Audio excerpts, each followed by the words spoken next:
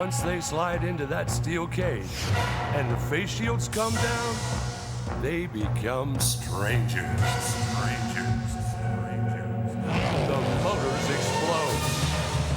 The line is crossed.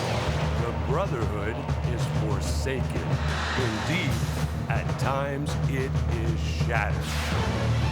It's the price of victory here. It's the Empire Dirt Series on Time Warner. Next. Every Sunday night from the Cayuga County Fair Speedway on Time Warner Sports, the Empire Dirt Series. A feature of professional racers and weekend warriors doing battle at the 3/8 mile track. Race number 1, Justin Harris in the number 3 is able to sneak by the Z car of Butch Tittle out of Saylorsburg, Pennsylvania, and take over position number 1. 3 wide racing is the norm every Sunday night at Cayuga County. Here we find Jimmy Phelps, Tim Fuller, and Vinny Vitale slicing and dicing. Watch this, Jimmy Phelps and Matt Shepard get together. Shepard bouncing it off the wall and able to continue on, and then showing his displeasure with the Phelps 99 after the race. But while it was on the speedway, it was Justin Harris picking up his first TV win. Phelps was second, followed by Shepard in third. Tim Fuller was fourth, and Alan Johnson fifth. Night number 2 of the Empire Dirt Series, Tom Sears and the 73 of Ryan Jacobs bring him down. They get together, contact as Sears goes around, and the Vitale number 56 practically ends up in the cockpit of the number 8 of Sears. No harm, no foul. Up in front, it was Watertown, New York's Billy Dunn showing the fast way with Super Matt Shepard out of Waterloo, New York, pressuring him for the number 1 position. But the driver from Watertown, Dunn that is, was able to hold him off. But he wasn't able to keep Alan Johnson behind him. The all-time winningest driver in dirt motorsports history put the Jeff Rudolava-Jones number 14J in position number 1 with 2 laps remaining and went on to win his first Empire Dirt Series race. Dunn settled for second, followed by the Doctor, Matt Shepard, and Dale Plank. Race number 3 gets the start. 35 laps here at Cayuga County Fair Speedway as the big blocks charge down into corner number 1 and 2. Tim McCready making a rare Central New York appearance, this time in his dad's number 9 machine. Caught up in this wreck with Sean Beardsley. Destroyed the number 9 as Tim McCready came back to town. Matt Shepard, a collapsed front end. This may have caused him his championship for the Empire Dirt Series as he dropped out of this race. Up in front, Vic Coffey in the 32C. He had won here in a Sportsman, but he had never won here in a big block until this night, his first Cayuga County big block feature win. Pat Ward was second, followed by Jimmy Phelps, another top 5 for Dale Plank, and Tim Fuller fifth. Race number 4, Derek Podciablo in the number 21 and Shannon Whaley in the 44 lead him down. Brett Tonkin out of Carbondale, Pennsylvania, a nasty shot with the number 15, that car back to the pits. Tom Sears in the 8 car led until Alan Johnson in the 14J snuck by. Now AJ wasn't in the clear, he had his hands full with the number 19 of Tim Fuller looking for his first Empire Dirt Series win of the year, but it would be AJ picking up his second one of the season. Fuller was second, followed by Sears, Shepard, and Gary Tompkins. The final Empire Dirt Series race of the season, well, this one was a wild one. A lot of banged up race cars and bent sheet metal. As the JIR cars here, all 3 of them get involved in this melee up in corner number 4. Behind the race leaders, Butch Tittle lost a wheel setting off this traffic jam once again in corner number 4. Tim Fuller sneaking through as cars come to a stop. Up in front, Vinny Vitale led the way until Super Matt Shepard in the 44S was able to power around him. Alan Johnson would finish second, clinching the Empire Dirt Series championship. Super Matt would collect the win on the night. Vinny Vitale would finish in third, followed by Pat Ward in fourth and Ryan Phelps in fifth. AJ wins by 47 over Matt Shepard with Pat Ward, Jimmy Phelps, and Dale Plank completing the top 5. Congratulations to Alan Johnson, the 2006 Empire Dirt Series champion. Let's take a look back at the tour again. This time we're going west. The famed Eldora Speedway. Tony Stewart owns that track. Didn't Tony do some time in a modified? Yeah, he has, as a matter of fact. I think he also has a win. We went out there with the tour at the high banks of Eldora Speedway. The world's fastest half mile in Rossburg, Ohio, Eldora Speedway, race number 13. It'd been a couple years since the big blocks had been here. Danny Johnson, a former winner, went to a backup car, started last. He came up to finish in position number 7. Frank Cozy had a good run going, blew a motor, had to go back to Pennsylvania to come back and race at Merrittville 2 nights later with the number 44 machine. Gary Tompkins also experienced motor problems. He's had a couple of top 5 finishes there. How about this battle? Steve Payne looking to get by Alan Johnson. He'll throw the slide job off of corner number 4, but AJ says, hey, Hurricane, watch this. I'm going to tiptoe underneath you down into turn number 1 and 2 and return the favor. But Payne, undaunted, unintimidated, gets the run down the back straightaway. A great battle here. Payne finished in 4th while Johnson settled for 6th. Eldora is known for its high speeds and high banks. On this night, the track was slick as we watch race leader Tim Fuller and Billy Decker navigate traffic. Decker with a move to the inside, but Fuller greases up the sides and slides it down the middle between the 91 of Decker and the Z car of Butch Tittle. Fuller in the number 19 would go on to grace victory lane for his first win at Eldora Speedway and his 2nd win of the season on the series. Decker settles for 2nd, followed by Brett Hearn, Steve Payne, and Jimmy Phelps. 2 nights after Eldora, August 7th found us at the Merrittville Speedway in Thorold, Ontario, Canada for 100 laps. Jimmy Phelps in the 98H gets bounced around right here on the start. Contact with the 123 of Robbie Kroll. Phelps would have to retire. He would finish back in 29th. Billy Decker and Alan Johnson showing the way. Behind them, though, Pat Ward gets spun out while running in the top 10, setting off a traffic jam of epic proportions up in corner number 4. A rivalry renewed once again. Brett Hearn and Danny Johnson. Little bump and run there as the doctor goes row, row, row your moat as he tries to get by. Danny on the night would have to settle for 10th. Pete Bicknell in the number 42 had Pete Cosgrove right on his back bumper as Mr. Smallblock was making his way to the front. He got by Hearn and then puts the muscle to the number 1 of Gary Tompkins. This is for position number 2. He would take the spot away from him as they race into corner number 1. This night, though, belonged to Alan Johnson. He led all 100 circuits en route to the win. AJ won, so where's 2nd place? Oh, there he is. Pete Bicknell looking to bring it off the corner. Gary Tompkins right there. Bicknell would grab 2nd, followed by Pete Cosgrove in 3rd. Who here doesn't love a happy ending with a champagne bath? Raise your hand. Alan Johnson wins it, while Gary Tompkins finishes in 4th, Brett Hearn 5th.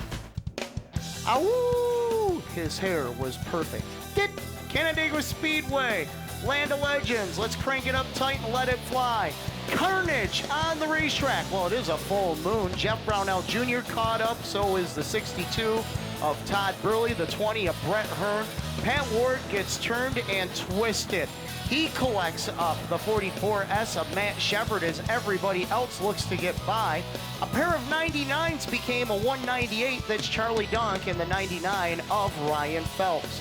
Hearn would come back out onto the speedway. The Jet would recover to come home in 5th. Billy Decker in the number 91 and the number 19 of Tim Fuller battled together all race long. Fuller would finish 3rd. Decker would claim position number 4. Jeff Brownell Jr. in the 29 was caught up in that wreck early on. Here he goes 3 wide with Dave Rauscher and Mitch Gibbs. He finished 6th. Coming into this event, Alan Johnson had already won 4 series races while Gary Tompkins was dominating the Saturday night action at Canandaigua.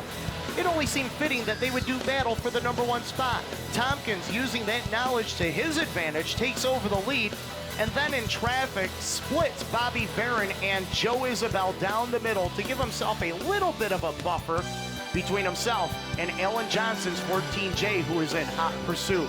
But it would be Gary Tompkins finally getting his first series win of 2006. AJ settles for second, Tim Fuller third, followed by Decker and the Jet in fifth. Our next ticket takes us down to New Jersey, New Egypt Speedway, New Egypt, New Jersey, for the Advanced Auto Parts Super Dirt Series. Rough track conditions, a lot of attrition. Jimmy Phelps dropped out with a flat tire. He finished 21st. Jimmy Horton also fell out of the race as he was credited with 25th. The Dr. Danny Johnson had motor problems with the number 27J machine. New Egypt Speedway regular Sam Martz in the number 3 was kicking butt and taking names, dominating the race until a late restart where he hit a rut and he broke the rear end. This put the number 19 of Tim Fuller up into the number 1 position. Now, Fuller wasn't in the clear just yet. Why? Because he had Billy Decker's number 91 chasing after him with only a few laps remaining. But Decker couldn't muster up the ponies as Tim Fuller would collect his 3rd series win of the year, this one coming in the Garden State Gunfight 100. AJ crosses in 3rd, Brett Hearn grabs 4th, Frank Cozy takes 5th. Race number 17, Brewerton Speedway, Brewerton, New York, the D-shaped Dirt Demon. I'm going to be biased, not because I work here, but because this was the best race of the year. Tim McCready, driving Bob's number 9, had his troubles. He was in and out of the pits all night long with the Kitty Drugs machine. Tim Fuller was one of 11, that's right, 11 race leaders on the night. Here he feels the pressure, though, from the 42P Gypsum Express John and Laura White-owned ride, driven by Pat Ward. Ward made the inside work as he took his turn at the front of the field. This could have been a lot worse. Kevin Bates slowing on the front stretch. Joe Isabel just got by on the top side. Restart, here we go, Ward leads. Oh, wait a minute, that's Alan Johnson. AJ takes over the number 1 position. But then Todd Burley, driving the backup big coffee car, says, hey AJ, guess what? I found this groove up on the top side of the speedway. I know you wanted to run the bottom, so I'm gonna pass you like you're tied to a tree as Burley now takes over control of the field with this ride. Now Burley would stay up there for a few laps, but yet again we would see a lead change. This time in the form of Alan Johnson saying, listen, first one around, Jeff Isabel is going to be the new race leader. Well, Burley goes to the extreme top side. AJ goes to the bottom and takes the lead as Tim McCready came to a stop. Okay, AJ still leads. Jimmy Phelps in the 98H now starting to make a move to the front. Here he takes away the spot from Burley, then goes after second place Tim Fuller, 3 wide with Dan Vaughter as that H&H Motorsports 98H machine was working on the bottom side of the speedway as he's now in second. Allen has a bit of a push with the number 14J. This allows Jimmy Phelps to work the bottom and take the lead, but the yellow lights come on. This would put Alan Johnson back up in front with 5 laps remaining. Jimmy Phelps was looking to do the impossible. He started 26th on the grid as they come off of corner number 4. With 4 to go, Phelps takes the lead away from AJ Slideways. But you know, AJ wasn't gonna let him get away that easy. They would fight tooth and nail all the way down to the end. But on this night, Jimmy Phelps would collect his first Advanced Auto Parts Modified Super Dirt Series win, and then receive congratulations from car owners John Holland and Al Henke. AJ settles for second, followed by Tim Fuller, the Doctor, and Billy Decker. After 17 rounds, AJ leads Tim Fuller by 37. Decker is only 46 points out, back in third.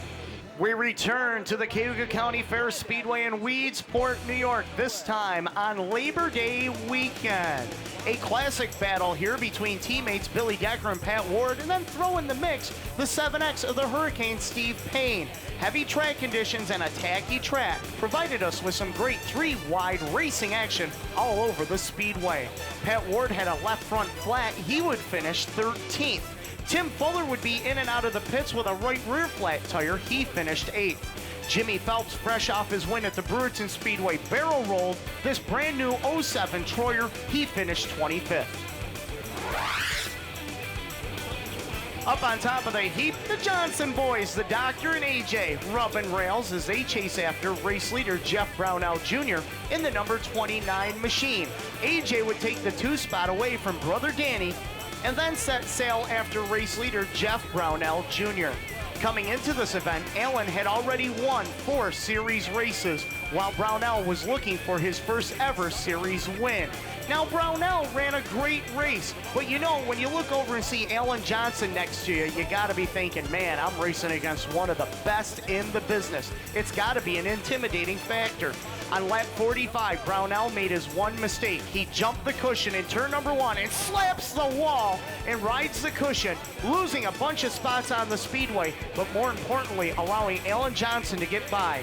He would finish in position number 22 at the end of the race. AJ would go unchallenged the rest of the way, his 5th series win of '06. Super Matt crosses in 2nd, Billy Decker 3rd, the Hurricane 4th, Gary Tompkins 5th.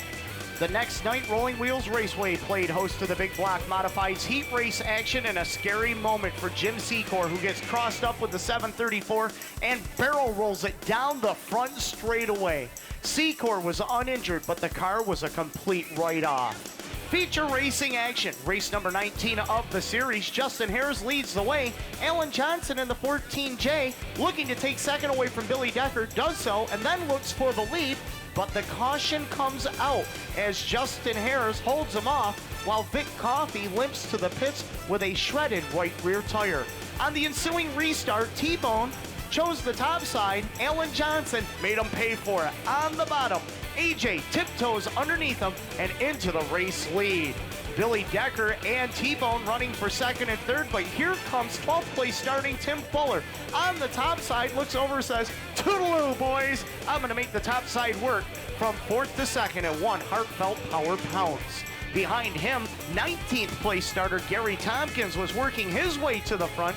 Here he looks to wrestle the position away from the number 91 of Billy Decker. Not only did he wrestle it away, he drove by him to take over position number 3.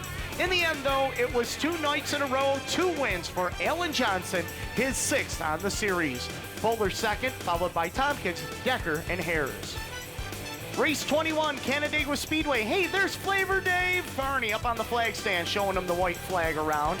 Heat race action. We find the 83 of Tim Sears and the 44 of Shannon Whaley doing battle. Whaley jumps the cushion, does 2 barrel rolls with a half twist, a degree in difficulty not to be tried. He was uninjured. Feature racing action. It's showtime. Jeff Isabel in the 7J leading Super Matt Shepard. Shepard took the lead away, but Jeff Isabel says, "My right foot is heavier than your right foot, and I'll prove it." As he drives it in a little deeper down into corner number 3 and 4. Very heavy racetrack as Isabel takes the lead back away from Shepard. But on lap 33, Super Matt said, "Okay, Isabel, you've had your fun up on top of the heap. Now it's my turn. I'm gonna take the lead away." And Super Matt, with the Randy Ross own number 44S, puts it up in front. Behind them, Frank Cozy in the 44 and Steve Payne both had tremendous runs going, running in the top 10, battling one another tooth and nail. But that would all change. Payne would break. He would finish 19th. And then Frank Cozy, who had a chance to win this race, lost the power steering on the number 44. He would have to settle for 13th. This night belonged to Super Matt, his first series win of '06. Hearn crosses 2nd, AJ 3rd, followed by Pat Ward and Jimmy Phelps. Rolling Wheels Raceway, Elbridge, New York, 200 laps for the Big Block Modifieds here on the fast track. Jimmy Phelps in the 98H and the number 91 of Billy Decker slice and dice with the Brett Tonkin number 15. Decker would finish 2nd, Phelps would claim 3rd at the conclusion of the 200-lap event. A good race by both these guys. Up in front, it was Chuck Bauer leading the way until the doctor, Danny Johnson, decided to put his number 27J up in front of the pack. Caution would come out. This set up pit stops as Brett Hearn would go to the pit area and Andrew Phillips and the crew would service the number 20 machine. Hearn would then make his charge to the front. Here he gets by both Phelps and Billy Decker to move into position number 3. But the jet wasn't done. He goes to the extreme top side. How extreme? Way up the racetrack, looking to get by Kevin Bates and Danny Johnson. He would get by the doctor and put himself into position number 2. What was left after that? It was to take the lead. This would be at the expense of Ryan Phelps, number 99, as the Jet would take control of the field, and then the rains came. Mother Nature said, enough, guys, we're done. Brett Hearn gets his third win on the series, this one at Rolling Wheels. Decker second, Phelps third, Gary Tompkins fourth, Alan Johnson fifth. Every year, every driver in dirt motorsports aspires to race at one place. That is the Moody Mile in Syracuse, New York. The Fall Festival of Speed, the 35th edition of Super Dirt Week. Race fans, it doesn't matter where you live or where you come from, this is one of the best places to get together with all your friends to catch a race. Let's take a look at Super Dirt Week. A helicopter flyover saluted the crowd for the ITT Industries Gould Pump Salute to the Troops 150. A gorgeous day at Syracuse, finally I might add, as green means go as the 358 Modifieds rumble down into turn number one, the mad scramble for supremacy. Tim Fuller would suffer a right rear flat on the NativePoker.com number 19 machine. He would go pit side. Remember, he had this flat tire, and he also came in for gas. So did Rick Laubach in that number 14. Very important as this race goes on. Out on the speedway, Matt Shepard took over the lead at the drop of the green from pole sitter Pat Ward, while Pete Bicknell in the number 42 gave chase. Bicknell, a multiple feature winner there, along with the number 91 of Billy Decker, who was looking to get back to victory lane. But on this day, a drive line would keep the Franklin Flyer from victory lane. Pit stops coming up. Super Matt would head down pit road for service. So would Brett Hearn's number 4. Hearn should have just stayed in the pits. We'll show you why. He comes back out onto the speedway in fine position to pick up a win, but he broke a few laps later, ending his ride.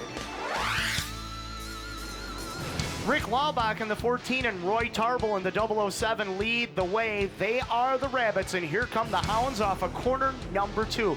This pack of cars can make it to the end. Watch Wayne Jelly's 45. He gets tagged by Chad Brockman. How did he save that? He was sideways. Everybody sent scrambling, and they continue going in the right direction. Chad Brockman decides, I'm going to take the elevator to the top floor and get around Danny Johnson for position. And while I'm at it, I think I might even go after the doctor a little bit as they rub rails off of corner number 2 with Wayne Jelly right there. Couple of laps later, Brockman pulls the same move, this time getting by the 44S of Matt Shepard and then closing in on Tim Fuller's number 19. The Danny Johnson 27J then found the top side to his liking, not once, but